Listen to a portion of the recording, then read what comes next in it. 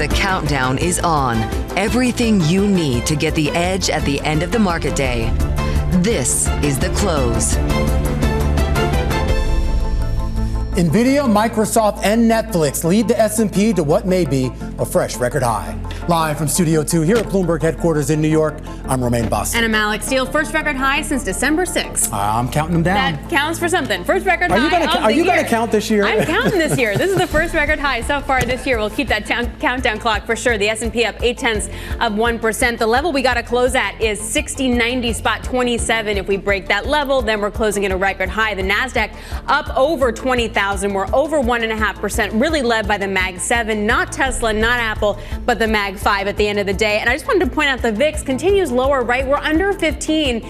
We're at the level, Romaine, I've been told that if you have volatility trading funds, you got to re-lever because the VIX continues to grind lower. Yeah, some interesting signals coming out of that. But let's go back to that top number on your screen, 6,097, spot 27. As Alex said, I will spare you my count impression, but that is the S&P record high back on December 6th. And we are right now watching for a close above that level should current conditions hold. 60% of the index members right now above their 200-day moving averages. At least 7% of the index at 52-week highs, and a slew of individual all-time highs. Amazon, Ralph Lauren, Capital One, United, and oh yeah, Netflix. The streaming company's market cap surpassing $400 billion, double where it was just about a year ago. But of course, this surge has actually stirred up criticism that stock prices are, quote, kind of inflated. Those at least were the words of J.P. Morgan CEO Jamie Dimon, words he used in a CNBC interview at Davos, and it echoed remarks earlier on Bloomberg from Filippo Gori, Dimon's co-head of global banking, about a, quote, sense of euphoria, and from J.P. Morgan President Daniel Pinto, who said inflation and geopolitics could derail those animal spirits. The geopolitical space is still in a challenging place, though there is some signs of potential improvement there. And at the end is like any other policy. You can do the right amount, you can do too much or too little. Hopefully the right amount is done in a way that doesn't derail an economy that is not ready for a recession.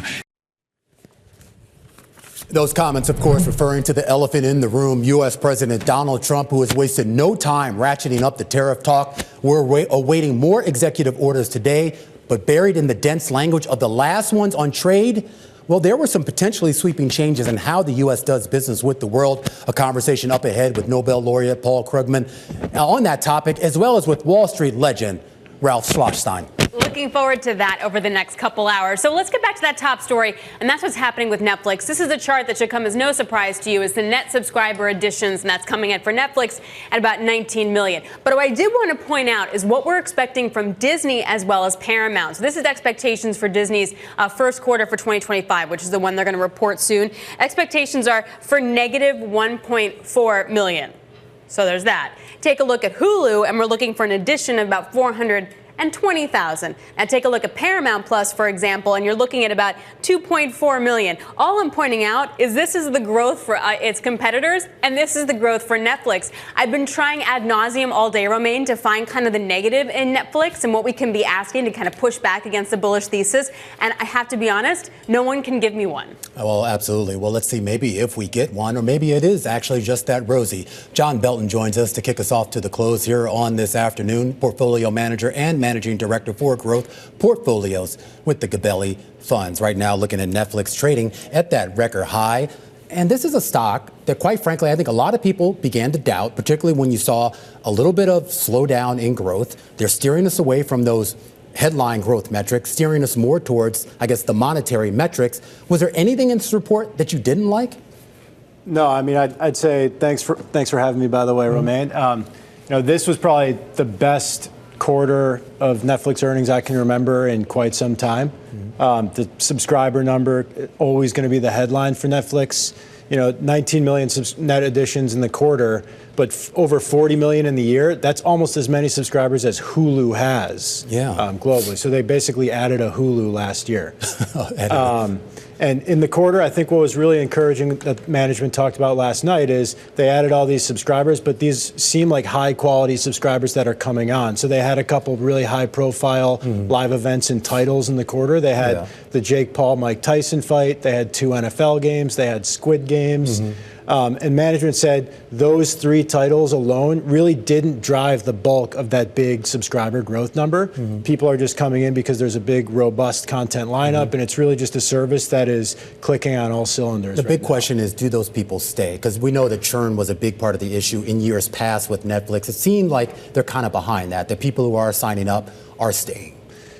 Definitely the story that management is sticking to and telling and saying that their internal numbers support is that these customers that join for these events are retaining in line with historical cohorts. So at least from what management is saying, hard to doubt what they're saying from the outside, but these customers are high quality. They're retaining in line with historical cohorts. If you didn't own Netflix, which thankfully you do, but if you didn't today and you saw these numbers, like what do you do? Do you play for catch up? Do you bite the bullet and buy here? I view Netflix still as really just a blue chip compounder, a long-term core holding. I think before getting into the stock, what I think Netflix business really represents today is it's kind of the new basic cable.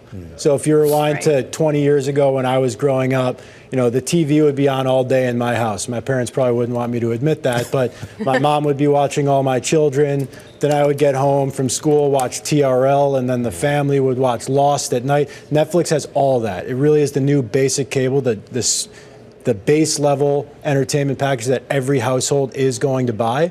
From that standpoint, I think there's still plenty of penetration runway to go, both in the U.S. and particularly internationally. But stepping back for the stock, this is a business that's still growing the top line in the mid-teens, still expanding margins a couple hundred basis points per year, good capital allocation policies. So this is kind of a 20% plus EPS grower, trading at about 30 times next year's earnings.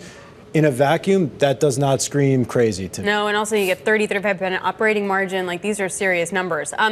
What about if we take a look at, say, what we heard yesterday from President Trump when you have SoftBank and Oracle in this relationship for cloud infrastructure, et cetera, the AI infrastructure race. What do you do? How do you play that right now? Well, I mean, I think the way I'd frame that and what's going on in the market today. So first, I think we established Netflix up big, all-time high because of really good fundamentals. That's very clear, hard to debate. Microsoft, NVIDIA, Oracle, these types of companies up big today. I think there's also a fundamental reason for that. I think the new administration signaling big appetite to continue to invest aggressively in AI infrastructure. So how do you play that? I think there's no shortage of ways to play that. I generally like sticking with sort of the blue chip companies with the best fundamentals. I don't think there's a need to go too far out the risk spectrum and get too crazy in playing this trade. But yeah, Microsoft is a name we own in size. We really like it. I think this is a really good this JV, which they're not part of, but it's a really good outcome for them and their relationship with OpenAI. So I think just sticking with what has been working is the way I like to play it. It's kind of interesting. That's a little boring. No, it's not boring at all. Like and it's kind of interesting, too, because when we talk about the movers today, I mean, obviously, NVIDIA getting a nice pop. ARM is probably, at least in terms of the larger cap names, probably the biggest gainer on that. And some of that's a little bit of a catch up. But I do sort of wonder how much is left in terms of the investment cycle? Because when I hear more data centers, more chips, I mean, haven't we been doing that for the last couple of years? What's left in that cycle of the AI trade? Sure. So I think, yeah, we've been investing in infrastructure for the last couple of years, but we still haven't seen a ton of really killer applications or killer end user facing products that have come to market yet. I think that is what you're going to start to see this year. I think you're going to see a lot more companies that launch AI-enabled products, AI-enabled services, applications that start to really move the needle. And things like these software companies talking about agentic software that performs mundane tasks for people. Yeah, You've got a lot I'm all for that, by the way. I think everyone's all for that. You've got a lot of traction in the healthcare space, which was covered during the press conference last night, talking about the Stargate JV. So I think point being, you're still at the precipice of when AI is going to start to become really useful and usable in the real world. And I think that is what's going to fuel this investment cycle and keep it going. So I actually don't think we're late in this investment cycle yet. All right. Well said, John. And great, really smart take here. John Belton, portfolio manager and managing director for growth portfolios with the Gabelli Funds. I don't know if were you an All My Children person? I was not allowed to watch TV ever. Ever. So okay. Your description of your family time makes me jealous. All right. We'll continue to count you down to those closing bells. Just about 50 minutes ago. Look, we started the show, of course, with one of the best performing stocks out there on the day. We're going to take a look at one of the worst performers, and that is Ford. Those shares down after the automaker's stock rating was cut over at Barclays. We're going to talk to the analysts behind that call and what worries they have. Plus, we're going to continue to look at the Trump presidency's massive economic and market implications with some of the most prominent voices in this space. A sit down with Paul Krugman, Nobel laureate in economics, and Ralph Schlosstein, chairman emeritus over at Evercore. And a focus on the consumer, a focus on retail and the economy, a conversation with one of the original retail merchants of our era. Mickey Drexler joins us a little bit later. Stick with us. This is The Close on Bloomberg.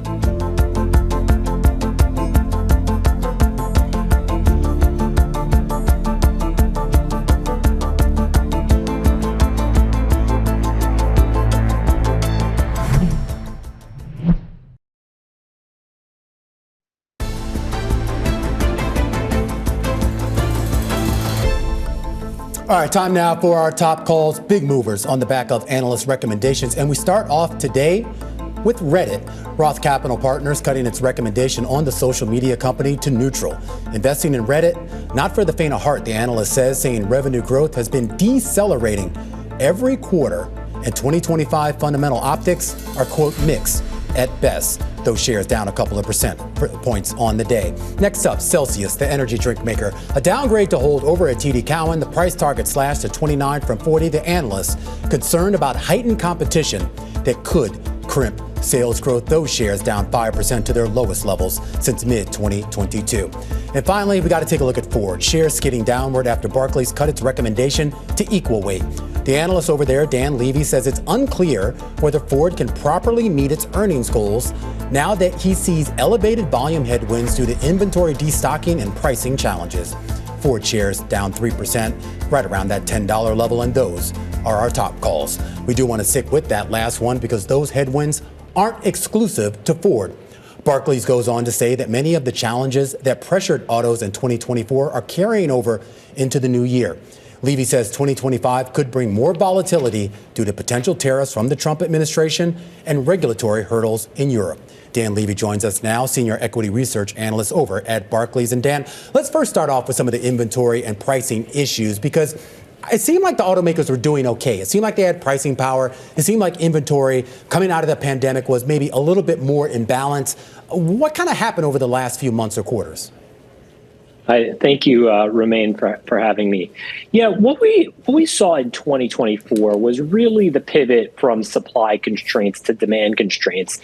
We entered 2024 in the U.S. industry light on inventory, and over the course of the year, the industry built inventory. Now, that wasn't across all the automakers. Some remained tight, like Toyota, but you saw others like Stellantis across the year that really built a lot of inventory. And later in the year, we saw Ford build a lot of inventory. So today, where we stand is the U.S. industry is okay from an inventory standpoint, but you have some automakers that are still tight and some that have maybe some excess stock that they have to work through, notably Ford. Okay, now go to the supply side of this. I mean, tariffs, they're already kind of there. I know Trump has talked about new ones, particularly on Mexico, that could have a material impact. Are the automakers really at risk of any escalation in this tariff fight? Well, look, any tariffs that come into effect would be a drag on earnings. Automakers do rely on Mexico and Canada for the supply chain. Roughly 35% of North America production is coming from Canada and Mexico. And perhaps more importantly, arguably more than half of the parts that are used in U.S. produced vehicles are coming from Canada and Mexico. So any tariffs that you're going to get will be a drag on earnings. The question is what actually does come into effect? We're waiting to see whether there actually are tariffs or whether this is simply an action to get USMCA renegotiated. And that could be maybe more mild in terms of impact. Which, Dan, just leads to a lot more volatility then for the outlook for these companies, particularly when do they bear the cost of potential tariffs or does the end consumer, which then winds up hurting the demand side? we assume that any tariffs would ultimately be inflationary, right? Okay. If we take at the extreme a 25% tariff, our back of the envelope math is that essentially this would wipe out all of the profit for each of the D3 automakers, Ford, GM, and Stellantis, without any offset. So any tariffs that come in probably would be inflationary for consumers. What about weakness we've seen in U.S. EV sales and strength in China EV car sales? How does that factor into your re-rating of the car guys? Yeah, well, what we've seen is really a shift in the EV environment. China has seen an acceleration of EV. At this point, roughly half of the vehicle sales in China are EV, and China has benefited heavily from what we've called the democratization of EVs, the rise of really low-cost EVs that have really spread throughout the market. But when you look at the West, when you look at Europe and North America, generally EV has been soft in those regions. In Europe, EV sales are going to end up probably being flat or down for 2024. In the U.S., up only slightly, certainly coming in below the expectations. And now that we have Trump coming in and he's said that he wants to take away the EV mandate, that's also going to pull back the pace of EV adoption in the U.S. I have to ask you, though, Dan, what are the ripple effects on some of the stocks that you cover, some of the suppliers, that you cover? Well, on one hand, certainly a lower EV uptake environment could reduce some of the content opportunities that we have. But look, I think what we've seen is across the supply chain, automakers really struggling with EVs, EV uptake, program volumes coming in below expectations. And so the opportunity here is really to emphasize perhaps the vehicles that have worked where there have been steady volumes and steady profits. So perhaps there could be a bit more, I would say, stability that could come into effect for certain members of certain players in the supply chain. It would vary by company, but you could see perhaps a bit more stability. All right, Dan, thanks a lot. We really appreciate that. Dan Levy over at Barclays. Thank you joining us on your call on the car makers. All right, coming up, we're going to break down the economic implications of tariffs from the Trump administration with Paul Krugman, Nobel laureate in economics. This is The Close on Bloomberg.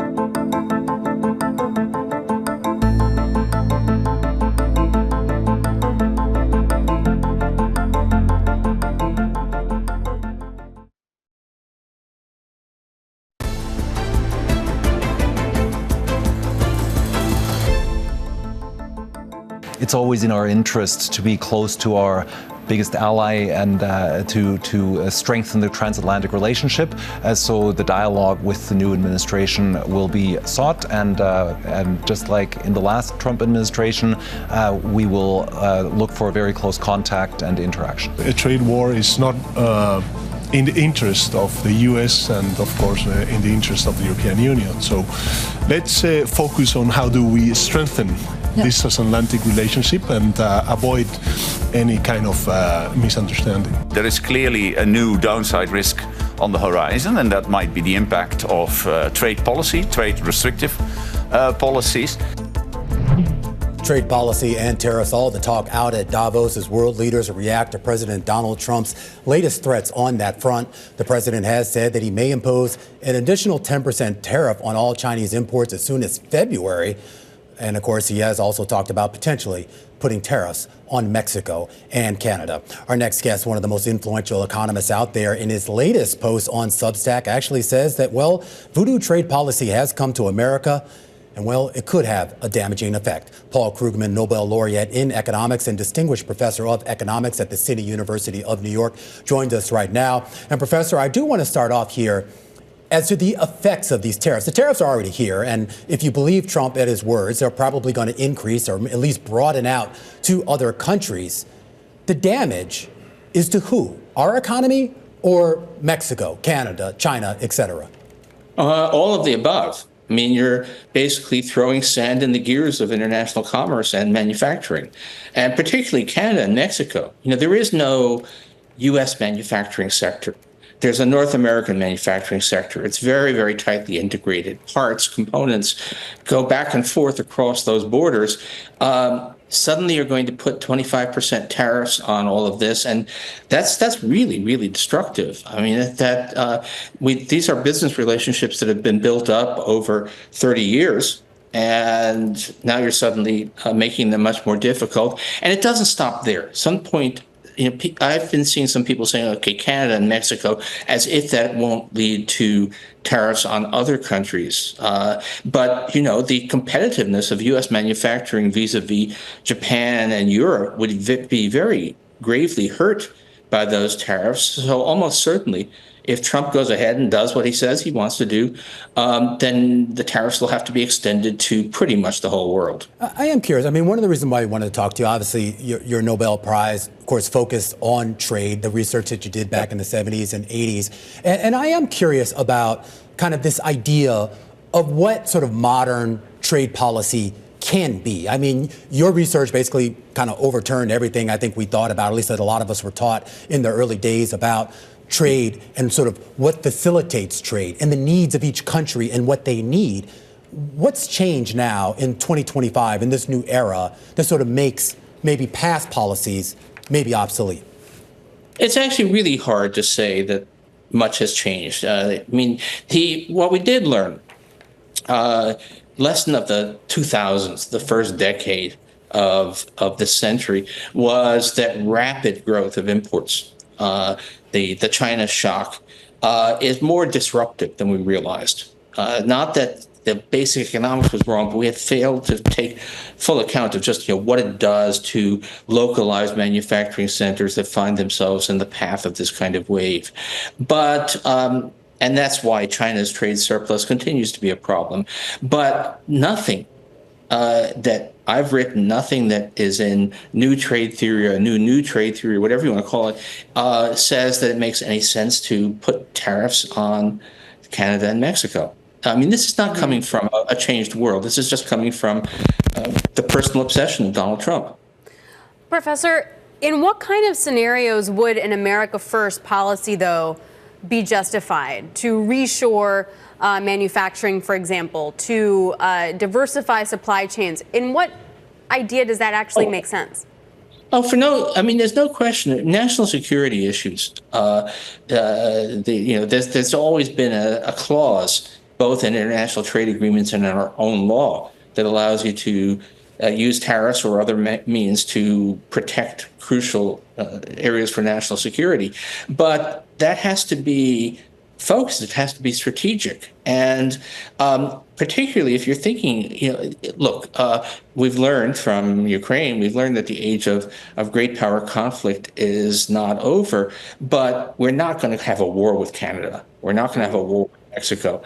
And they are, in fact, effectively, they are part of our industrial base. So by disrupting those relationships, you actually reduce U.S. economic security. You impair U.S. manufacturing capacity compared with that of China. Right. So that doesn't make any sense on those grounds. I mean, Professor, maybe not for Canada, but for Mexico in terms of the fentanyl crisis. I mean, in some ways, does that make sense to you?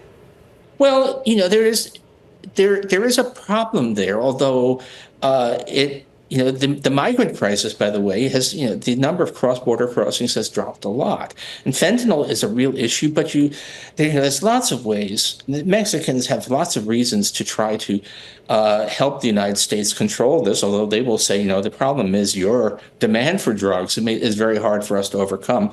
But, I think it's useful in understanding all this that Trump is lumping Canada in with Mexico. And let me tell you, there is no crisis of mass numbers of people crossing the Canadian border. There's not a surge of Canadian drugs entering America, except for people trying to get lower prices on prescription drugs.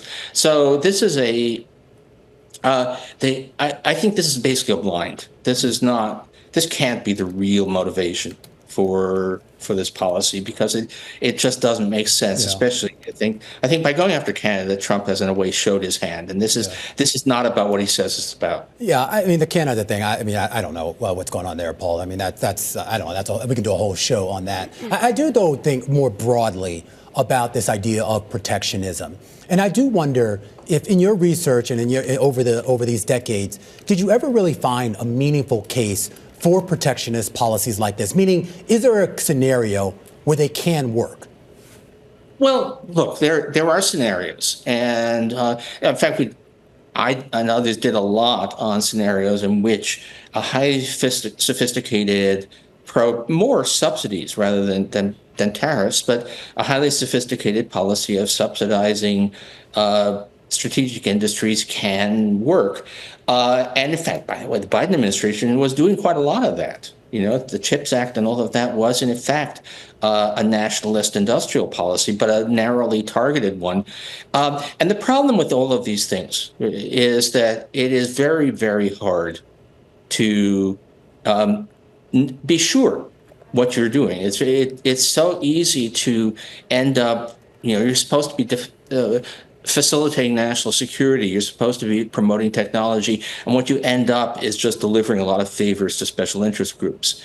And that's not a reason never to do it, but it's a reason to be highly suspicious when somebody seems to be all in on protectionism on flimsy reasons. Does protectionism, though, particularly in a world that maybe is a little bit more fractured and maybe not as global in nature as we kind of saw in that post-World War II economy, and we kind of know that there's a certain element of this Trump administration that would like to see that post-World War II order completely decimated. But does it matter as much? Because I ask that because the tariffs never went away on China. Biden came in, he basically kept them in place. The U.S. economy did fine. The Chinese economy obviously has had issues, but not necessarily related to export and tariffs. And they found other ways, other countries, other partners to export goods to, just like we found other places to buy and source our resources. Yeah, but you need to bear in mind that Trump 1.0 tariffs were basically an order of magnitude smaller in the picture than Trump 2.0 threatens to be. The major tariffs were, roughly 20% tariff on goods from China, which is only a small fraction in the end.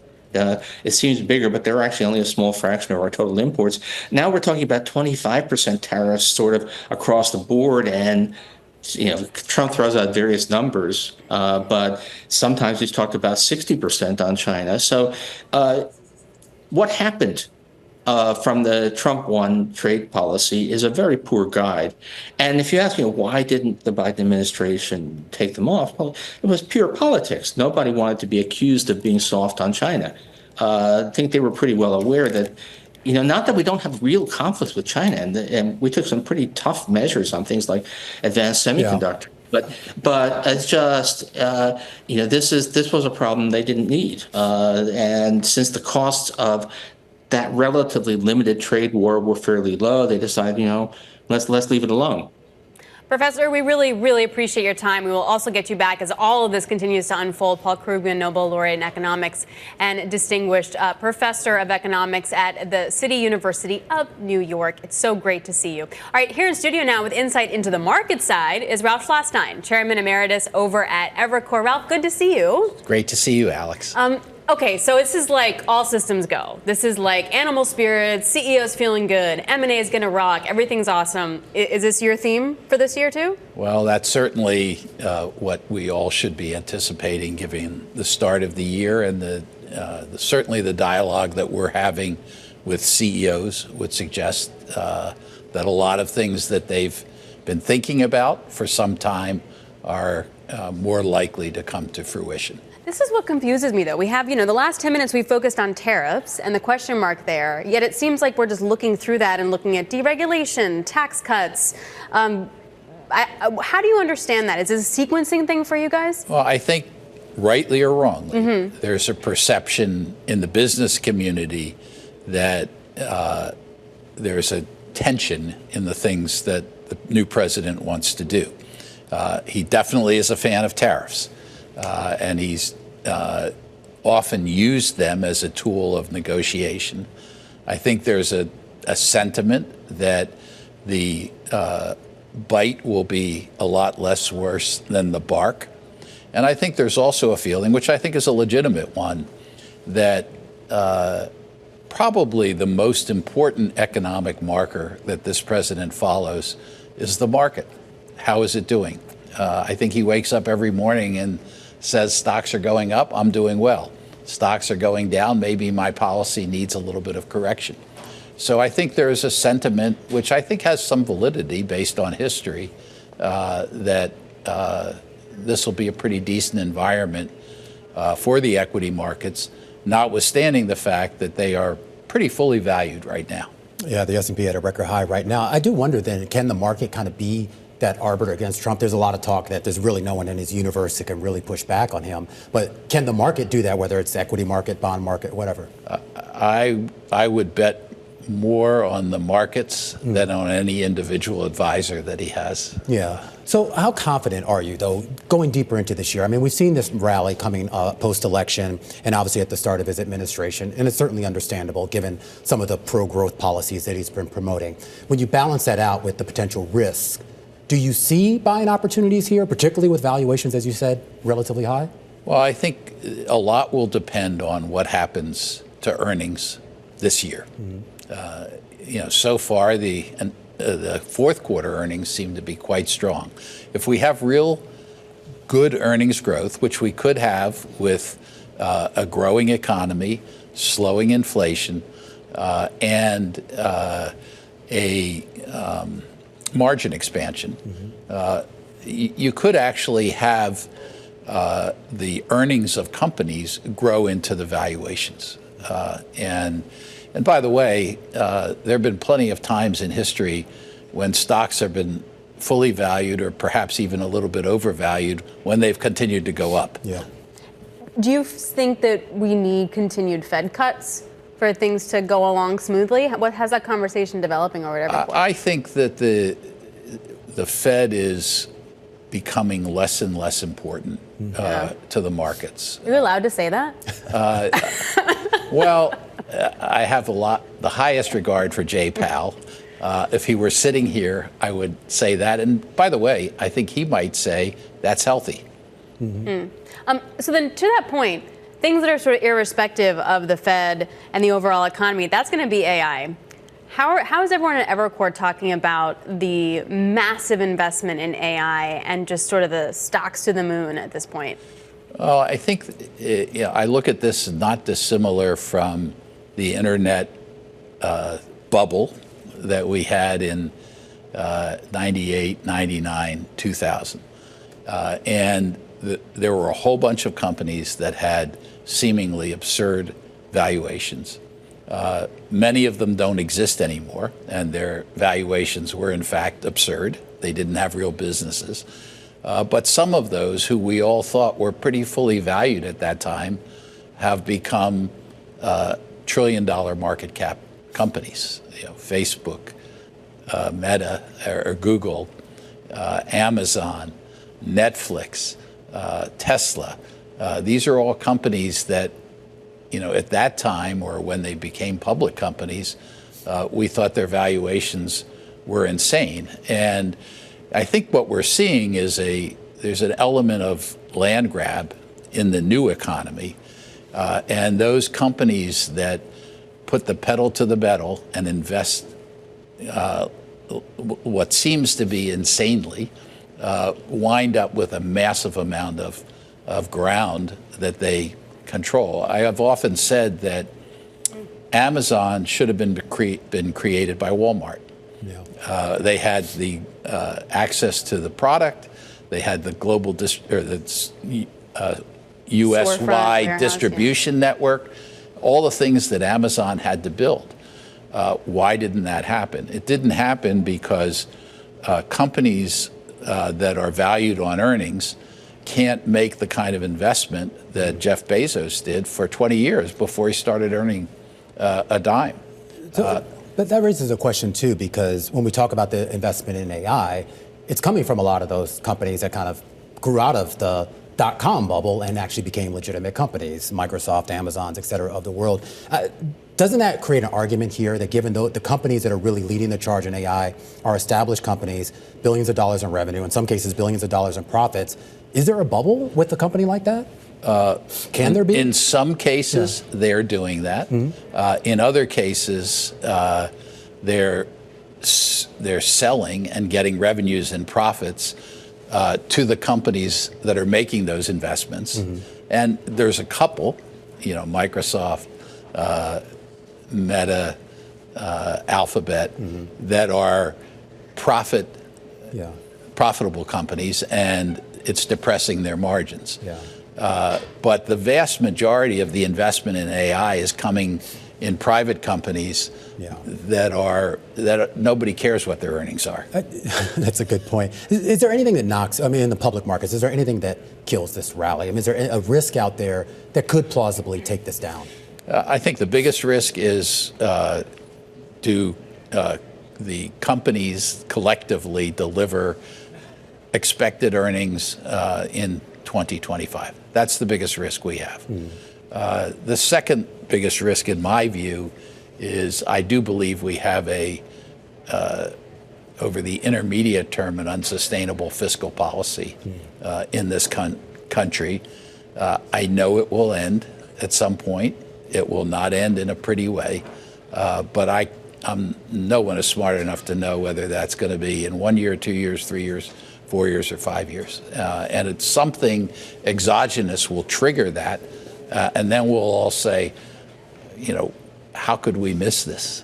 We can't have 6% deficits forever. Yeah, I feel like that's kind of human nature, or at least American nature. We wait to the last minute to recognize the problem and then try to solve it. Ralph, always a pleasure talking to you. Thank you very much for having me. Ralph Schlosstein, of course, Chairman Emeritus over at Evercore. As we continue to count you down to the close, a quick check here on the markets with the S&P trying to hold on to that record high, and a closer look up ahead on some of the big movers of the day, including Ally Financial. That stock rallying on the back of earnings. It's our stock of the hour, and it's up next. This is The Close on Bloomberg.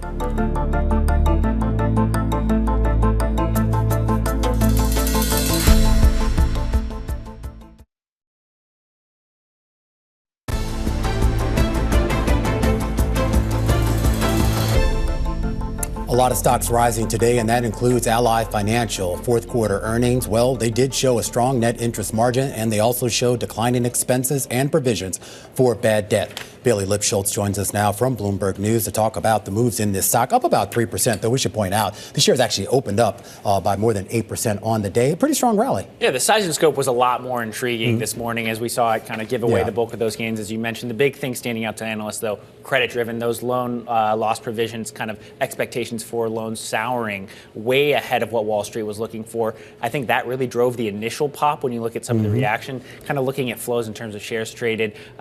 Tapering out a bit as the day went on, even though markets, for the most part, had been touching session highs throughout the day. Because that was a big concern about that, whether credit quality was deteriorating. And of course, particularly with car loans, there was a great deck out by the folks over at Bloomberg Intelligence today about the average cost of a monthly car note now, which is basically like $1,000. So it's like, who's paying $1,000 a month for a car? Yeah, who can afford that? And that was sort of the warning, was a couple of years ago, but now it looks like their charge-off rate increased 13 basis points. I'm trying to understand, is that good? Is that bad? What's the range? Well, I think that's the thing is, you have kind of what analysts are looking for and then what the whisper number is and what investors are looking for. And that, I think, kind of can lead to some of these pops that happen in pre-market when the flash numbers hit, because a lot of trading is just done by algorithms. So if it's better than what your system expects, then you either cover a short position or add to your exposure. So I think when you look at kind of holistically the print that we saw, that was really what was playing out. One thing to also keep in mind, though, that was interesting to me is expectations around net interest margin. We're in an environment increasingly where the Fed seemingly is not going to be slashing rates throughout the remainder of the year. So we saw a number of analysts and investors trying to weigh what the path forward for Ally looks like, just given that's another way that some kind of financials, especially banks, can juice their books. Well, that's what I'm curious about, too. It's funny because we were just talking with Ralph Schlosstein. He kind of said he doesn't think the Fed's going to be as big of a factor. But when you look at rates, particularly over the last few weeks, they've kind of been pinned in a relatively tight range. And assuming the Fed doesn't surprise us with a big cut or a big raise, isn't there an argument to be made that if rates stay stable, that at least that gives companies like Ally and the other financials out there a chance to do exactly what you just said? Well, I think that's the thing. And one of the things, Alex, I know I believe you're a Marcus user, maybe not in terms of the savings account. Okay. You got it. So you're the one. I'm the one person. I am too, though. And I think that it's interesting with a lot of the financial companies that'll come out with some of those high yield savings accounts is they will try to front run the Fed. So we're already seeing those rates drop, and they're actually making more money off of those expectations. So the question comes back to, how do you draw fresh capital and people who are maybe seeking a better yield for their few $1,000s in savings. Well, I've been waiting. I was like, oh yeah, are you going to lower now, even though the Fed's re-rating? Really? But they haven't. So there's that. All right, Bailey, thanks a lot. We really appreciate you. Bailey Lipschitz is joining us from Bloomberg News. All right, we're about 15 minutes away from the close. Is it happening? Is it the first record close of this Alex, year? It's getting really tight. 60.90 and change. Oh, we may not make it. It is actually like points away. This is Bloomberg.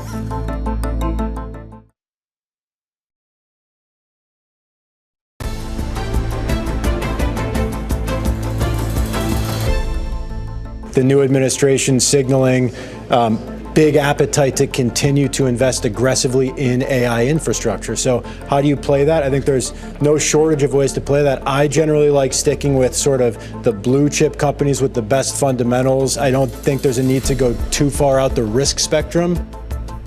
John Belton kicking us off to the close just about 50 minutes ago from the Gabelli Funds to talk about some of those blue chip names. Of course, NVIDIA having a phenomenal day, up 4% here. And that really is the trade today, right? Big tech and more importantly, big AI. It is, but doesn't look like we might close on that record high. I got to say, we're now slipping below 60.90 spots. 297 is sort of that number that we have to cross and close by. But yes, tech is still outperforming, but the semi is also doing well too. Just take a look at the SOX index, up almost a whopping 2%. Yeah, kind of interesting too to see. We were talking yesterday about the outperformance of the Russell and some of those small caps, and I think we raised that issue of, well, is it sustainable? And of course, we seem to get this churn as we always do. One big day up and then a couple days later it's down. And it really kind of beat up against that 50-day moving average and then came down, so that level clearly can't necessarily break through yet. Also, more talk about tariffs, then it has that reaction to small caps. All right. Well, nevertheless, unless something dramatic happens in the next 8 minutes or so here, the S&P will at least still get a gain for a third straight day here, though maybe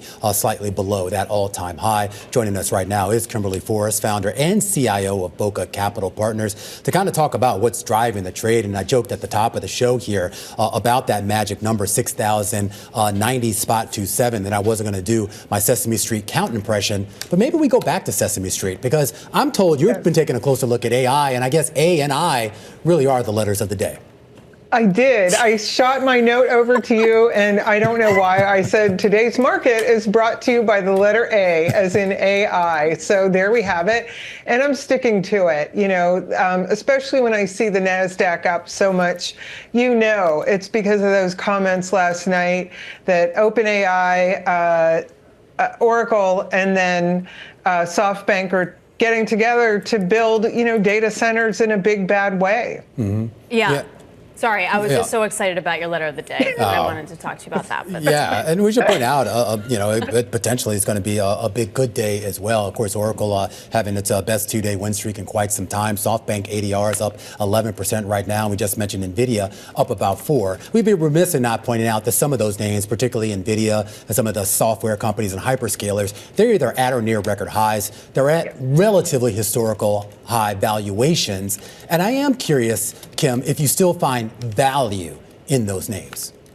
Well, it depends on what you call value. I mean, if you're a momentum investor, you're going to hop on any train that you think is going to go higher. I am not a momentum investor, however. What I really have pause for, and I'm slowing down because I'm trying to choose my words wisely.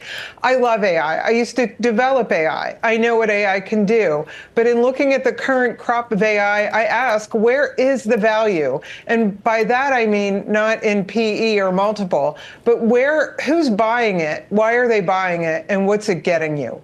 And I'm not seeing that really clearly yet, even though it's true, everybody's excited about AI.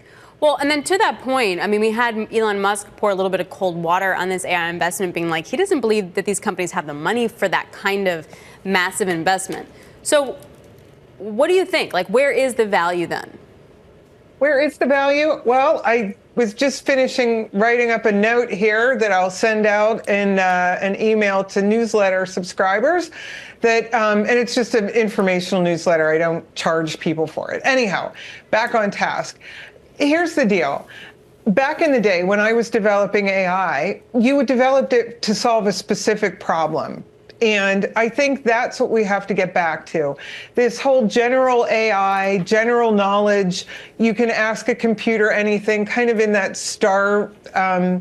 Star Trek kind of way. Hey, computer, drive the starship to this, this star.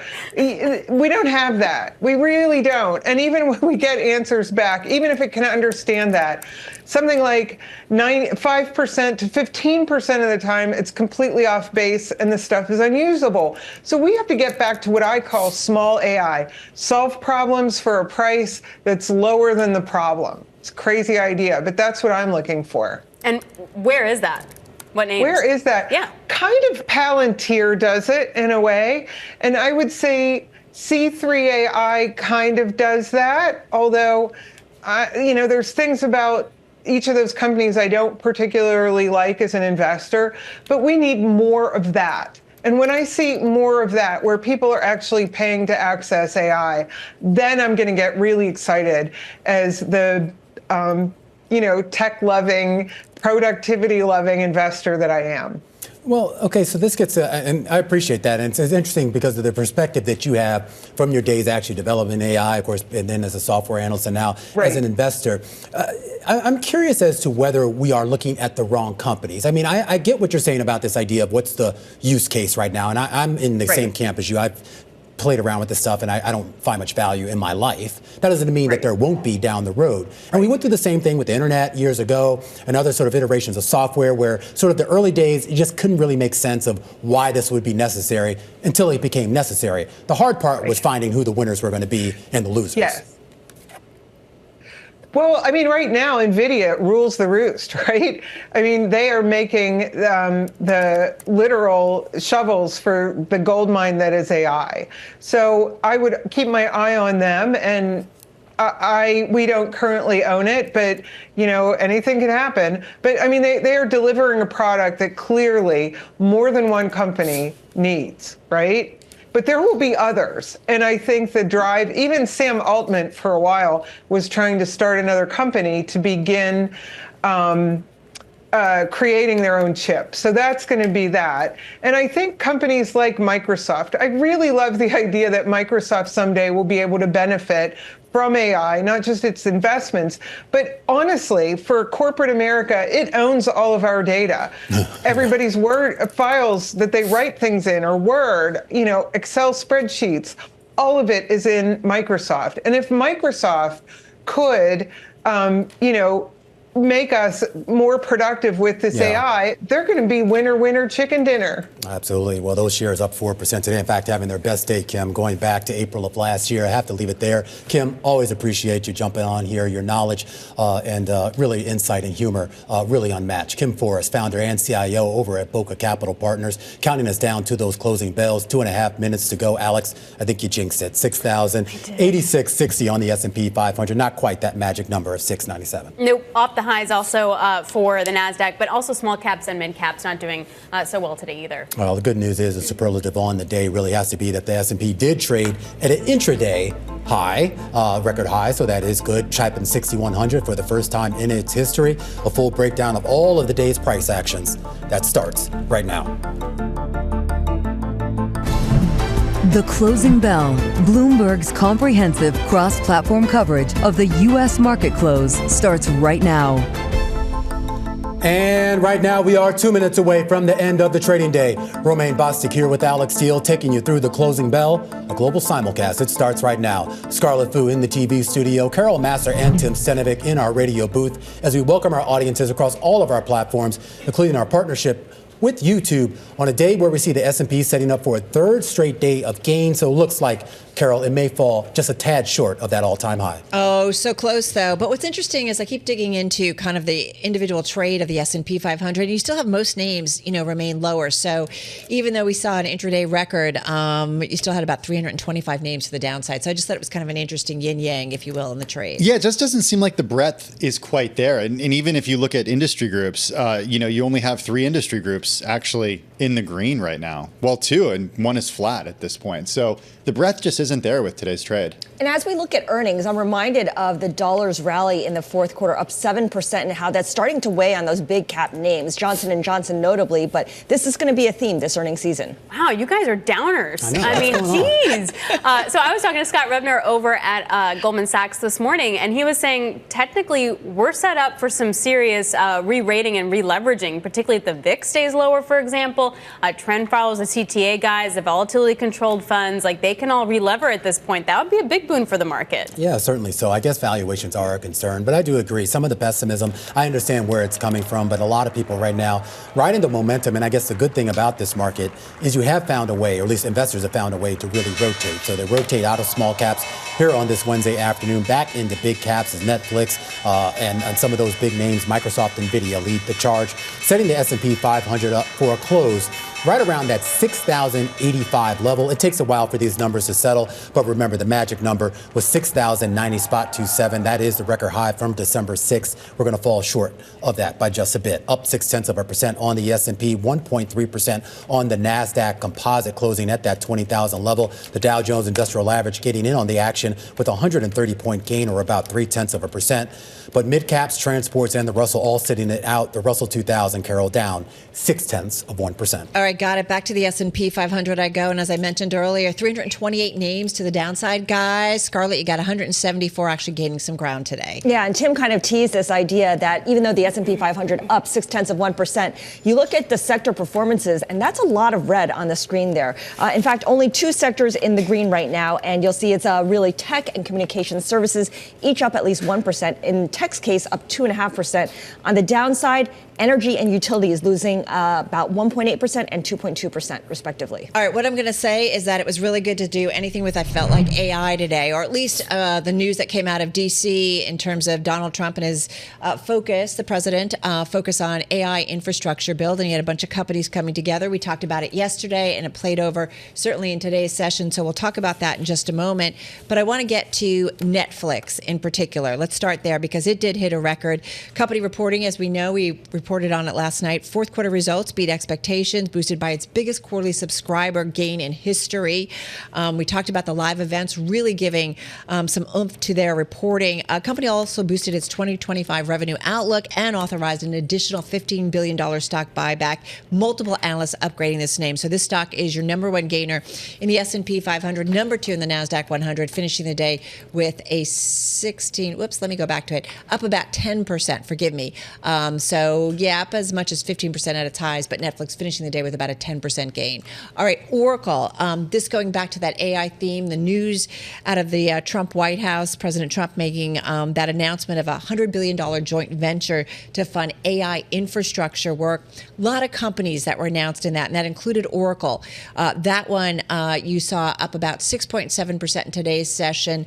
And then you also had, I should point out too, sixth day that we've seen Oracle rallying, and its longest winning streak since late August. So we've seen a big bump up in this name over the last week or so. SoftBank also in that AI announcement, that one finishing with a gain of about 11%. It too is up for 5 days in a row.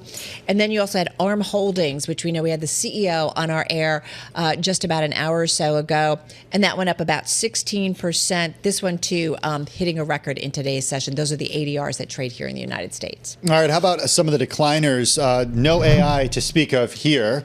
Ford shares fell today by 3.8%. We did see shares of automakers and car parts suppliers fall today, even as the broader market rallied, or I should say some bigger names rallied. Worries about potential tariffs certainly weighing on this group. Barclays also downgraded Ford to equal weight from overweight, citing volume headwinds in 2025 due to inventory destocking, as well as continued price normalization. Once again, shares of Ford down close to 4%. And then shares of Berkshire Hathaway falling today by 1.7%. Reuters reported that Berkshire, or the Berkshire holding Pilot, is shuttering its international oil trading business to refocus on Pilot flying J service stations and truck stops here in the U.S. Pilot, of course, a unit of Berkshire Hathaway. Once again, shares down 1.7%. We should say Pilot did not comment on whether it was exiting international trade, according to Reuters. And finally, shares of J&J falling just about 2% in today's trade. The company reported sales for its medtech unit missed the average analyst estimate for the fourth straight quarter. The company also reported mixed sales for its innovative medicine business in the fourth quarter of the year. All right, just looking at the bond market here, a little bit of selling across the curve. We did get a 20-year auction today, so there was some supply to take down. Indirect bidding, pretty good. That's foreign demand. And the yield coming in at 4.9%. So definitely when you get those tasty yields, you definitely get the demand, guys. All right, guys, let's get to some of the stories that are on our radar on this Wednesday. And this one has to do with Chanel cutting about 70 U.S. jobs in the United States. And they specifically talked about a challenging luxury environment here in the United States. So putting out a little bit of a warning. And keep in mind that this is a brand that is considered super resilient when it comes to the luxury space. Well, I think what's kind of surprising to me about this news is just last week we got the news from Richemont that the last quarter beat estimates. It was strong performance at Cartier. There were ideas then that the worst may be over for the downturn in high-end products, but not necessarily, at least with this news from Chanel. But I am curious, too. I mean, when we talk about sort of this idea of sort of what people are buying and what they're willing to buy, is this a reflection of the high-end consumer, or is this a reflection of kind of those strivers who kind of, bid up to buy, kind of the lower-end Chanel products? I don't know if they broke that down. I don't know, but no. I do find it interesting, too, because I thought that it was China and it was Europe that was kind of struggling with luxury, and the U.S. was holding up. So we do wonder if we're going to hear more on this, or is this kind of like an anomaly on that end? Before we continue this conversation, there are a few earnings from Electronic Arts, Knight Swift, as well as Kinder Morgan. Let's start with Kinder Morgan. Those shares down almost about 1.5% in the after-hours trade. The DCF per share coming in at 57 cents a share. That's a penny more than what the street was looking for. EBITDA, though, coming in just a touch light, and I say just a touch here. And here's your forecast going forward. The company says 2025 full-year adjusted EPS $1.27. The street was looking for $1.28. And we have a pre-announcement from Electronic Arts. It doesn't actually report earnings until early February, but the company says it is now cutting its full-year net bookings. It's now going to be $7 billion to $7.15 billion. Previously, it had seen $7.5 to $7.8 billion. So that net bookings forecast missing the consensus estimate here. Yeah, and also I should point out they said that it was a global football franchise experienced a slowdown in the third quarter. Wasn't that all like recession-proof at the end of the day? I guess not. Anyway, talk about recession-proof. You may not be buying your Chanel bags, maybe not the football games from Electronic Arts, but maybe you are going to Japan for your next luxury vacation, guys. Who goes Apparently, to Japan for luxury vacation? Someone over there who just came back from a skiing trip. But I didn't go to the luxury stores. I went to Uniqlo. I went to all the other stores that sold Japanese goods, and because of the strong dollar, everything felt like it was 30%, 40% cheaper. But that's the point. Apparently, the number of inbound visitors is expected to increase to 40.2 million in 2025, driven by, in part, the weekend. Yeah, well, there you go. And you know what? Lift tickets were really cheap compared to the Epic Pass in the U.S. Resorts. All you have to do is pay for the plane ticket there, and then after that, What about lodging? I'm dying to do a ski trip to Japan. You've done it several times now, Scarlett. I hear great stuff about, the powder in Japan. The powder's incredible. Let me just say that when you go eat at the ski lodge, you actually get to have like tonkatsu with curry as opposed to chicken fingers. Oh my God, what about lodging, amazing. though? How's lodging? Lodging's pretty amazing too. No tipping either. All right, we're gonna have to continue this discussion. Yeah, it's not part of the culture. Yeah, sounds like a road trip or a plane trip. Yes. All right, we got to wrap. Trains, and automobiles. Exactly. All right, that's our cross-platform coverage: radio, TV, YouTube, Bloomberg Originals. Road trip to Japan. She did. Does she know that it's an island? I did say plane trip too. All right, just checking. All right, we will see you again, same time, same place tomorrow, guys. All right, we continue back to business here on Bloomberg Television, a discussion on the implications of the Trump presidency, but this time from the lens of what's been going on in the commodities market. Rebecca Babin over at CIBC Private Wealth joins us in just a second, right here on The Close on Bloomberg.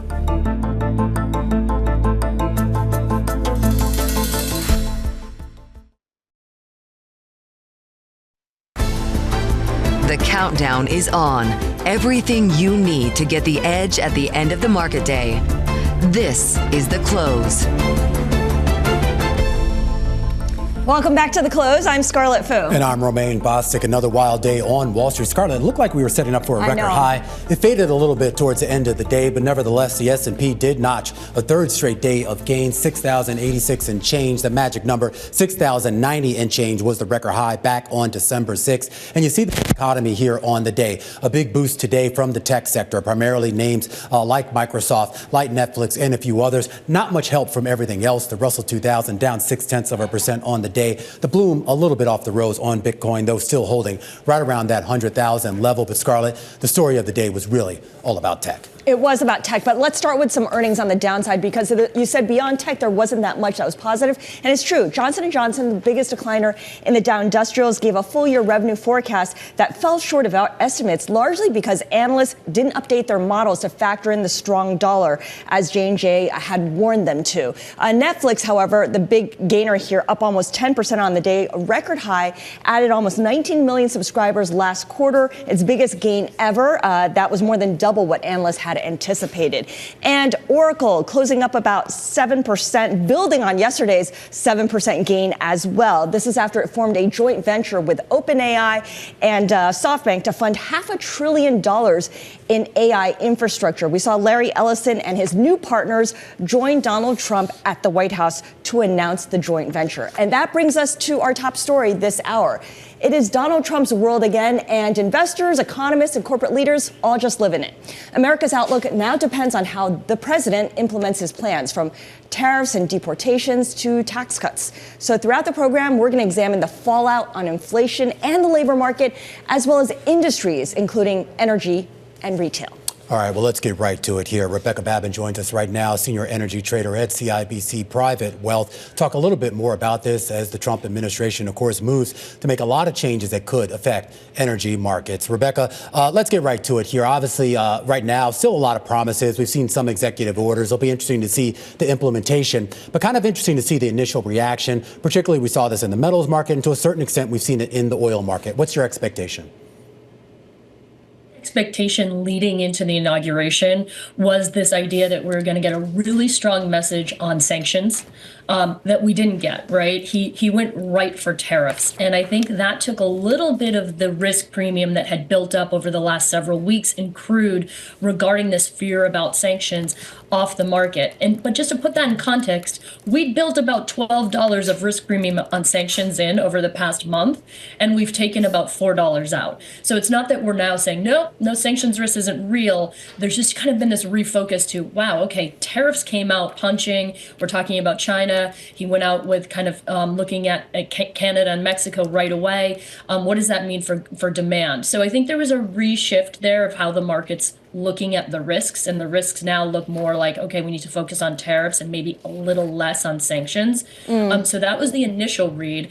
The second thing I think that really came out was just this idea of like drill, baby, drill, and really wanting to promote energy production. Now, the market and analysts really question whether that will come to fruition, but the narrative catches, right? And it kind of sends this message to the market that if prices can rise, they're going to be incentivized to produce.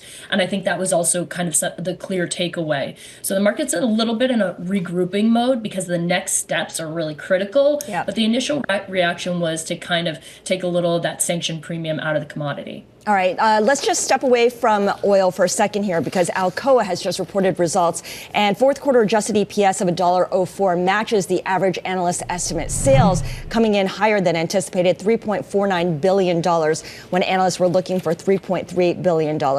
And in addition, Alcoa sees 2025 alumina production at 9.5 million to 9.7 million per ton, whereas previously, the expectation was 10.22 million, so that is lower than what analysts had been anticipating. And of course, there's been a lot of focus on these companies, particularly on light, Scarlett, of some of the comments that Trump has made on tariffs that could, of course, hit Mexico, a big producer, or at least certainly out of Central and South America, big producers of some of the big industrial metals. Yeah, absolutely. And so let's go back to that idea with the energy sector and the threat of tariffs. Rebecca, with that threat of tariffs, I look at how energy stocks have performed, and I know you look at this as well. They're down for a second day today, even as the S&P 500 reclaimed 6,000 and got close to a record high today. This narrative of drill, baby, drill, is this something that's negative in the short term but positive in the long term for energy stocks? So I think, energy has given back some of the kind of run that it had, the equities in particular, over the past kind of 3 weeks. They had a tremendous run over the last 3 weeks. I think most of that was based on this reinflation trade, right? This fear that we're going to have higher rates. It stemmed from the Fed. It came from tariff risk. And that's unwinding to a modest degree. The drill, baby, drill feature of kind of the Trump administration is net kind of neutral. as an energy producer, right? Because you're going to compress the back end of the curve and hurt the profitability, but you're producing more barrels potentially, but selling them at a lower premium, right? So I don't think they're going to take the bait on this, to be honest with you, to actually go for drill, baby, drill. But I do think on the margin, we can say it's net modestly positive for these companies if we can lower costs, right? If you can lower a break even by taking out some of the regulation, but you're not necessarily compressing price because you're not overproducing, that can produce, give these energy companies an uplift. If you somehow get tax incentives built into there, that would be huge. I don't know if that's on the table, but those are the things I think, along with the reinflation trade, this idea that you can lower the cost of production through looser regulations is what drove part of that rally. And again, I don't think we're giving back the lion's share of these gains. I think it's a regrouping here. Let's see what these next steps are. We have a lot of words that just came out, but we need to see how it actually filters through into actions. And so I think the market at this point is just like, okay, let's take a breather and reevaluate. All right, good stuff. Rebecca, really appreciate your joining us today. Rebecca Babin is Senior Energy Trader at CIBC Private Wealth. And we keep an eye on earnings. SL Green, one of the biggest landlords in Manhattan, New York, shares up about 1.5%. This, as the company says, that it's funds from operations coming in at about $132 million. That's above street estimates on a per share basis, $1.81. The street was looking for $1.45, and operating income up about 8% year over year, $77.9 million. Also, we should point out this is a really good read on the health of the office environment here. SL Green, of course, owns or has interest in, I should say, more than 30 million square feet of office space in this town. Yeah, a prominent landlord here in New York. All right, coming up, everyone's wondering what to expect from President Trump's economic policies. Our next guest says your guess is as good as mine, except that his guess is probably better than ours. We're going to speak to former New York Fed President Bill Dudley next. This is The Close.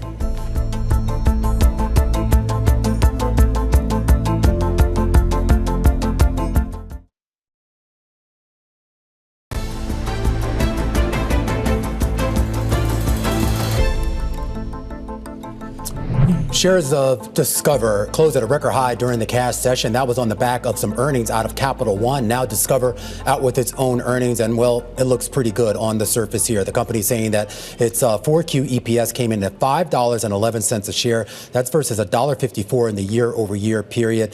Their provision for credit losses coming in lower than what the street was looking for, $1.2 billion. The street was looking for $1.5, so that is a positive here. Loans in the fourth quarter, $121.1 billion. The street was looking for $122.1. So at least for the fourth quarter here on interest expenses, net margins, cash and investments, credit losses and EPS, it looks like a slight beat on some of those metrics. So not much movement in the shares as of right now, Scarlett. All right, we'll keep you posted if those shares do move. But we are 3 days into the second Trump term, and we've already seen a slew of executive orders and threats of tariffs on foreign goods. Given what the president campaigned on, what kind of economy will this all add up to? Here's what former New York Fed President Bill Dudley is looking for. In his latest Bloomberg opinion piece, he writes, expect higher inflation, elevated interest rates, slower growth, and more volatility. In short, prepare for turbulence ahead this year. Bill joins us now with more. Bill, the market seems to be relieved that Trump has not immediately imposed tariffs on our biggest trading partners yet, after promising to do so during the campaign and the transition. Do you think people are correct in being optimistic that perhaps his threats were just negotiating ploys? I think that's the big question. Is he doing it to get concessions, or is he doing it to actually raise some revenue? I personally think that he's going to have to raise some revenue because the fiscal outlook for the U.S. is pretty bleak. And Donald Trump basically believes in tariffs. I mean, he keeps talking about President McKinley, who was the king of tariffs. And I don't think you talk about President McKinley unless you're serious about raising tariffs. First term, tariffs went from 1.5% of imports to 3% of imports, so a pretty small increase. This time, I think it'll go from 3 to 10% or so. That's a much bigger magnitude. So the effects will be quite a bit bigger than what you had during his first term. As a former Fed official, it always comes back to inflation and employment. Is there any way that these tariffs, and I know we don't have any details right now, so we're just kind of speculating on what it could look like, will not be inflationary for the economy? Pretty hard. I mean, you're driving up import prices, and you're going to create more of a cushion for U.S. producers to raise prices because the importers will be less competitive. So that's higher inflation. The offset is the fact that you will actually depress economic growth a bit because low-income households that spend a significant portion of their consumption basket represents imported goods, their money's not going to go as far, and so that's going to hurt their spending. So higher inflation, weaker growth, also disruption to supply chains because people are going to try to reallocate where they source their inputs. So I think it's not a great mix in terms of economic activity. I do want to go back, though, Bill, to some of Trump's comments about McKinley, because kind of baked in this idea of, our perception, let's just say, of what McKinley did. There was this sort of element of reciprocity, right? It wasn't just, we're just going to slap tariffs and just to hurt our adversaries. There was this idea, as Trump would like to say, maybe, that it is a negotiating tool, and you hold this out in the hope that you get something in return for lowering those tariffs once they're in place. Is there not an argument to be made for that? Well, it's possible that that's where it would go, but everyone has to be willing to play ball. Also, it's really important to recognize the fact that the tariffs we're starting from right now are not very high. So the idea that there can be all these concessions on tariffs to make the president happy, I think that's a little bit naive. I think the other thing that's important here is the fiscal outlook. And so if you want to cut taxes, you want to extend the 2017 tax cuts, you want to do a few other things, you don't have a lot of fiscal capacity. And so raising tariffs generates some revenue that offsets what you want to do on the fiscal side. Is there an inflationary aspect to this? I mean, I know in general, economic theory says, these tariffs will be inflationary. But given that we've already been living under tariffs on China, and we seem to have done okay during that time, notwithstanding the pandemic-induced inflation, but is there an argument to be made that maybe the impact on the average consumer won't be as dramatic as some people say? Well, during the first term, tariffs went up, but they didn't go up very much. They went from 1.5% of imports to 3% of imports. This time, the increase is going to be probably multiples of that.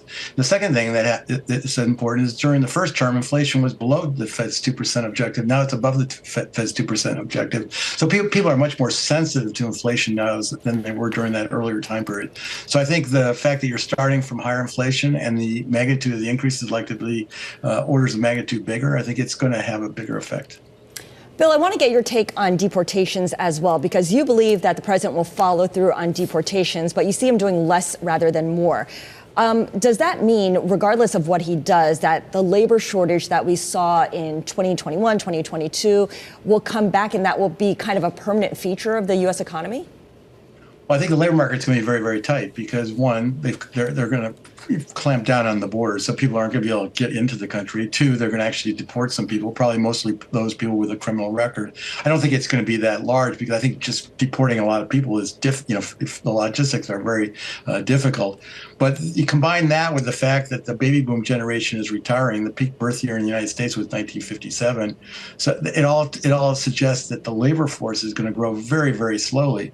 And that means that top speed for the U.S. economy is probably 1.5%, 2%, maybe 2.5% if we get a really good productivity outturn. One of the problems that the Trump administration has is they're inheriting an economy that's already operating at full employment. So the ability to grow the economy rapidly from here, I think, is going to be very, very difficult. Will the Fed at all be a factor in this debate? I'm talking about in terms of the Trump policies. Is there a blunting effect that they could have, or do they just kind of have to ride this wave when we see the effects? Well, the Federal Reserve just is going to take the world as it is. Now, obviously, they're already starting to factor in their views of inflation that the tariffs are going to go up. You saw that at the last summary of economic projections in December, that the inflation estimate for 2025 was raised significantly.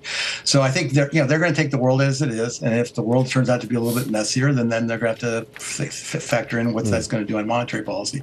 The big change from just a few months ago is we've turned everything on their head. Last year we knew what policy was, and we were really uncertain about what the Fed was going to do. Now we're in a situation where we're pretty certain we know what the Fed's going to do over the near term. They're going to do nothing. They're going to sit on their hands. But we're very, very uncertain about policy. And what this means is that each little economic release data point has become less important because it's not going to affect the Fed. All right, Bill Dudley, former New York Fed president and current Bloomberg opinion columnist. When we come back after the break, a conversation with none other than Mickey Drexler.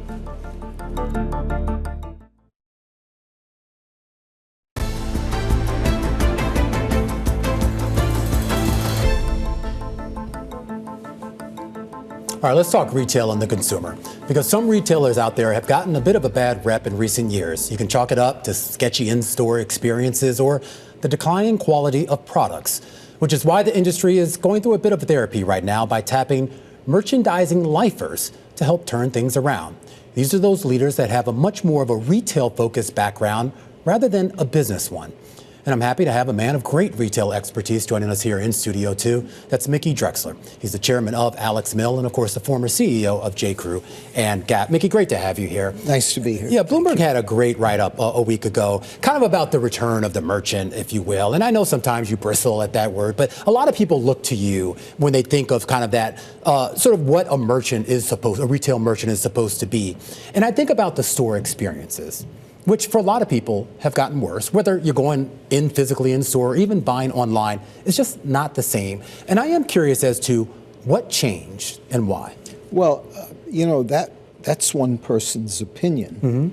When I read things, I always say to myself, if I know much about a subject, I don't know if I agree with that or not. I look at businesses that, in my mind, look like merchant-centric businesses, not who calls themselves a merchant, because that name has been bandied around for years. So I have my own set of standards. So what is a merchant-centric business these days? Well, it's very hard. Well, that's a good question.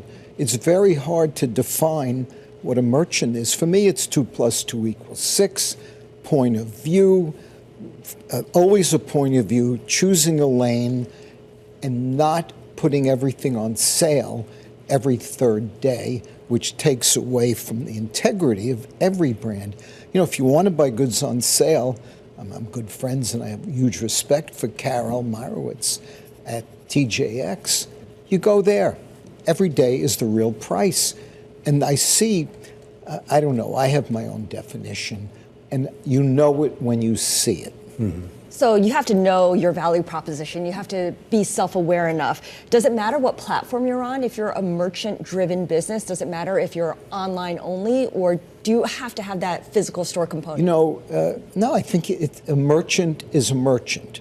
From the earliest days, you know how to sell, you know what will sell, you know how to buy, and you have to have a vision. And there are some great companies out there, Costco, for example, TJ Maxx. They are who they are. And, I'm not a discounter. I don't know how to do that. But I have a lot of admiration when they have a point of view easily understood by a consumer. I was in one of our shops of 3 yesterday. I walked in and I said, where is the point of view? This is mixed here, that's there. Mm-hmm. And you have to walk in, and the store and a shop and a big store has to have a message you feel and see. Is that something someone coming out of a finance role or a management consultant background can learn, or? You can't learn it, in my opinion. Why? Because there's DNA. I interviewed DNA. You can't learn you can't buy style. You can buy a cappuccino, you can buy whatever you want. But, my own experiences is all my opinions. I've worked for a lot of people over the years before I went out on my own. But, and a lot of businesses, you manage upward, you manage this way, and you have to know the goods. In any business. But then how do you create a sustainable business? Because if you say you can't really be learned, it's kind of innate or something, then the problem is when that CEO leaves, or retires or whatever, then what? You just have to find just that other sort of... Well, it's a really good question. Yeah. For me personally, when I left J.Crew, I couldn't find a replacement. I was chairman. And the the majority private equity companies, they kind of thought I didn't want to find someone. I was a big shareholder also. And they found someone, courtesy interview, and I said, that person will bankrupt this company. Mm-hmm. Did as ordered or as predicted. And, they go on to the next. That's it. Yeah. But there are a lot of your disciples running around from your days at Great J. Crew and Gap, and some have done very well. One of the big stories last year was kind of the resurgence that we saw Abercrombie and Fitch and what Fran Horowitz did there. There's been a lot of talk about Hillary Super over at Victoria's Secret and her ability maybe to potentially turn that brand around. So these people are out there, and they necessarily weren't born with those skills. A lot of them learned them, and some of them learned them from you. Look, I could never do what Fran has done at Abercrombie. It's not what I do. And and Hillary Super, look, the reputations are earned, not written about. She has a great reputation. She used to work with me, but we didn't know each other well. Let's see what she does. And it's not just about, a stock price, because I've been up and down the stock price issue for years. It's about a long-term vision. You cannot do your business and build a company for less 10 years, I'm thinking, because, there's always a rhythm and a vision you must have. But that's, You mentioned your departure from J. Crew when you were looking for a successor. I'm wondering whether it matters whether a retailer is listed or private. Do private equity owners accelerate or defy this trend of turning things over to being counter? I have a lot of friends who work in private equity. The numbers are the numbers, and the content and the goods. As long as you deliver the numbers, long term, you've got to maintain a high integrity style brand. And so for me, I don't have any directors now or investors. But it's hard to know this business now. But can I just stop there? Because one thing we talked a lot about in the show over the last few weeks was the big change that we saw at Nike. And this was a classic example of that. You bring in the private capital guy. He made some decent changes for a while. Was but that eventually the CEO? it stopped. I don't know. He's gone. They bring back Elliot Hill, who's basically the lifer, the guy who really kind of was a designer, was sort of a thinker, and now they've put him back in charge. He's only been there a few months, so we have to give him time to see if he can do that. But that seems a classic example. You say you have friends in private equity. They're not bad people, but doesn't there need to be some symbiosis? Friends, and they're all quite wealthy. Yes. To say the least. Okay. Are they good retailers, though? They're not retailers. And you ask retailers, you ask anyone in any creative business about, in my world, schmatas, you don't have an opinion on that. Look, I had a big debate at Gap Corporation naming Old Navy, which I started, Old Navy. And we ended up hiring 2 naming companies. They came up with names you wouldn't want to name anyone those names. But there is the creative aspect, and you've got to have, I don't think you can, I was just with a very young woman, advice. I like to give advice, and it's my opinion. She had a good eye, but she wants to work in this thing and that thing. I said to her, do what you like to do, your first job out of school, so what? In my day, first job, you'll stay for life. But I just feel you have a lawyer the other day, a great lawyer friend, he talked about intuition and gut in his world. Right. I hear what you're saying on that, but at the same time, as Romain pointed out, there are going to be people who don't have that instinct, and we'll need to learn some of it. And I wonder if... You can't learn instinct. You can't learn instinct, but you can learn enough to kind of manage things seamlessly. Home Depot began requiring corporate employees to start working a full 8-hour shift in every store each quarter. Is that kind of movement something that is good for a merchandising company? I don't know. I'm very flexible and open, but I have a very strong belief. Creative, merchant, look, Steve Jobs, 16 years, the best in the book. Greatest retailer, greatest going forward, tough, but I admired and liked him and loved him because I respected his drive and his creativity and his thinking what he thinks will be it. He made mistakes. He always admitted that. So did I. You make mistakes, but no mistakes, no success. Play it safe, protect the stock price. I never did that, although I hated when the stock dropped. but it makes you strong. You bounce back, you fix it. And when I left Gap, I knew it was going to be fixed, but I was fired. Yeah. But I knew it was going to be fixed. And it took some time, but they're getting there. Now? This is 15, 18 years ago. All right. Well, look, it's I'm an opposite. I'm a, what's that word? Contrarian. Yeah. Because when I read about my world, the designer thing today, they're being written about, the prices are really insufferable. Yeah. And something's going to happen. But you have to see around corners, and you have to know when to go, when to stop. Jumpsuits were 30% of our business. Yeah. And someone in the company, my fault, decided they were no more. We were so famous for them. Yeah. So it doesn't go from 30% to zero. Yeah. Merchant sees it's an art and a science and business. All right. Mickey, well said. We have to leave it there. Mickey Drexler, who now the chairman of Alex Mill, and of course a lifetime of experience in the retail industry. Scarlett?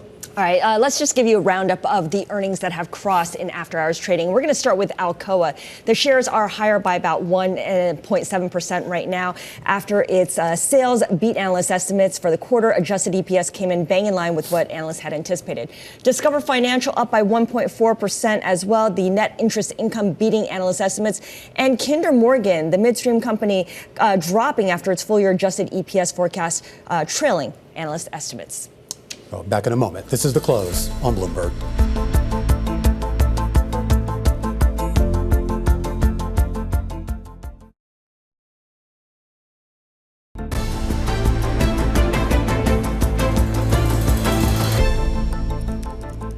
It's time now for the top three, where we name drop the people driving some of the day's most talked about stories. And first up is Lynn Martin, president of the NYSE. She says more companies are pursuing U.S. IPOs. Take a listen to her comments made in Davos. We're seeing the IPO market start to open up, although last year wasn't a bad year, particularly if you look at the first half of the year. We got quite a few deals out, and then you had a bunch of volatility set in because of the election. You weren't quite sure what the outcome was going to be, so a variety of deals pushed. Those deals are now getting on the road. They're making plans to IPO either in the coming days and weeks or at quarters or second half of the year. That was the NYSE president out there in Davos. Meanwhile, I'm keeping an eye right here in the U.S. where Elon Musk apparently now getting into a little bit of a tit for tat over that big AI infrastructure plan that President Donald Trump rolled out last night. Of course, he had by his side Scarlett, Sam Altman of OpenAI, Larry Ellison over at Oracle, Masayoshi Son over at SoftBank. Not there was Elon Musk, and he seems to be taking issue with that. Yeah, well, we'll see how this all shakes out, but we're kind of, the drama continues when it comes to AI and Trump, of course. Let's also take a look at Javier Milei. He's third on the docket. The Argentine president says he would leave Mercosur if needed to cement a free trade agreement with the U.S. Mercosur, of course, the South American customs unit formed by Argentina, Brazil, Uruguay, and Paraguay. It was a really interesting interview that our editor-in-chief, John Micklethwaite, had with him out there in Davos, because remember, this is now a president who came in with a lot of austerity measures and a lot of questionable economic policies that, at least for right now, appear to have paid off. Take a listen as to what he had to say. We are working very hard on the possibility of entering into a free trade agreement. And in fact, when I recently took over as pro tempore president of Mercosur, I pointed out that Mercosur should move forward on three fronts. One related to the fight against terrorism, drug trafficking, and that is also easy to move forward on, bringing down the common external tariff, but also being able to make progress independently. In other words, that each of our countries should have independence to be able to work on trade agreements, because clearly Argentina has decided to become integrated into the rest of the world. It wants to go back to its golden era in history, where it was an important world player. And for that, we need to move forward on free trade agreements. We need to open up the economy, and Mercosur can't become an obstacle to that. Therefore, while we work with the US government to move towards a free trade agreement, we also work indoors within Mercosur so that it won't be an obstacle to move towards free trade. So we're working very hard on that. Would you leave Mercosur to do a free trade agreement with America? Well, if the extreme condition were that, yes. However, there are mechanisms that can be used even being within Mercosur. So we think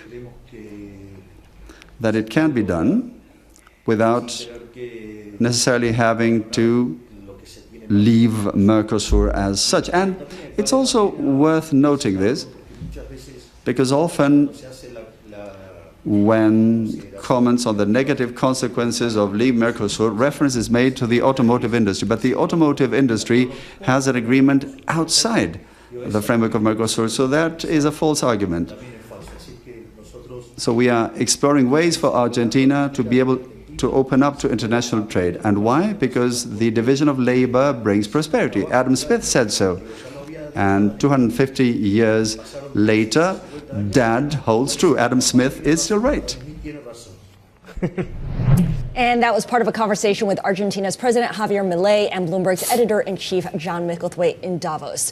Joining us now with more is Bloomberg's Manuela Tobias in Buenos Aires. And Manuela, Milei shows up in Davos, taking a bit of a victory lap, really, given how he's been successful in bringing down inflation and securing the first fiscal surplus since 2009.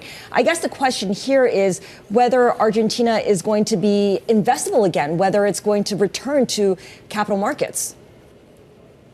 Yeah, I mean, this really is a victory lap for Milei since last year when he showed up at Davos and said that the Western world was in danger. Investors are loving Milei. The markets are reacting really positively. This first fiscal surplus since 2009 is truly impressive. Milei said he would take a chainsaw to government spending on the campaign trail, but he has shocked everyone, both locally and abroad, on how much he's actually been able to cut in spending. The bigger surprise, I think, than markets' love of him is his popularity holding up locally. He's actually retained the 50% or so support that he had when he took office throughout the year, and that all goes back to his wins on inflation. We went from having a 25% inflation in December 2023 to just under 3% last month. And also, I mean, just the overall economic growth. I mean, we talk about, of course, an economy still in a recession, but I think when we get those next batch of year-over-year numbers, we might actually see them having pulled out. And I do wonder how that plays into the midterm elections that he's going to have to face, given his popularity ratings. I think they're still in the high 40s, which is relatively good compared to past presidents. And you have inflation down and, of course, GDP up. So is he now basically going to be able to push through within those midterm elections with much more of a mandate than maybe what he had coming into office in December of 2023? Yeah, so Argentina actually pulled out of recession in the third quarter. It has been a heterogeneous recovery, with the energy sector very much surprising, and ag as well, coming out of a drought from last year. We've still got manufacturing and industry, construction, all lagging compared to these other sectors. But in general, the economy does seem to be picking up. The question here is whether, besides just a soft rebound, we've got a full-on economic growth that he promised. And that is crucial, as you say, to the midterms. And what's going to determine that is the famous capital and currency controls that Argentina has been under for the past 6 years.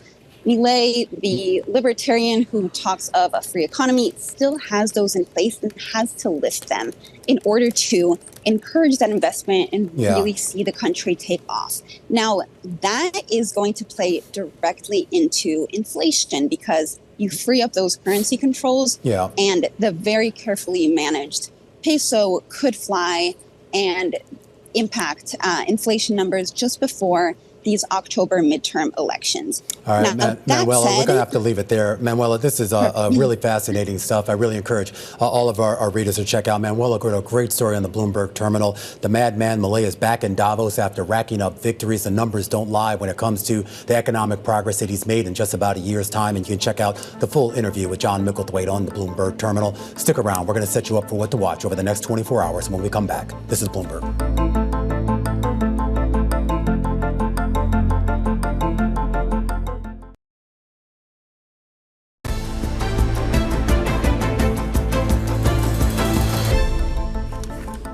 Let's push ahead to what the markets are going to have their eyes on over the next 24 hours. That includes airlines, railroads, and spices. Oh, my. Oh, my. Yeah. Well, we already heard from United and Delta, and the outlook is pretty good for these carriers. American Airlines and Alaska Air set to report. GE, Union Pacific, and McCormick. After the market, though, a couple interesting names. Yeah. Texas Instruments will be our first read on the semiconductor space, so that'll be critical. Intuitive Surgical, the medical device space as well. Know it well. Yeah. You know, they did my surgery.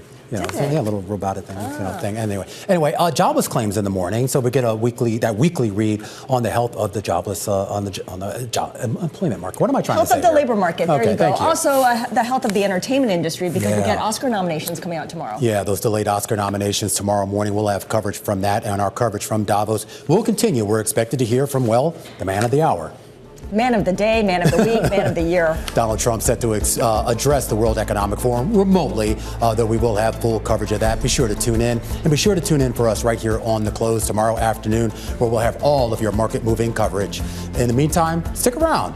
Politics. You're into politics, right? Totally. Joe and Kaylee up next, right here on Bloomberg.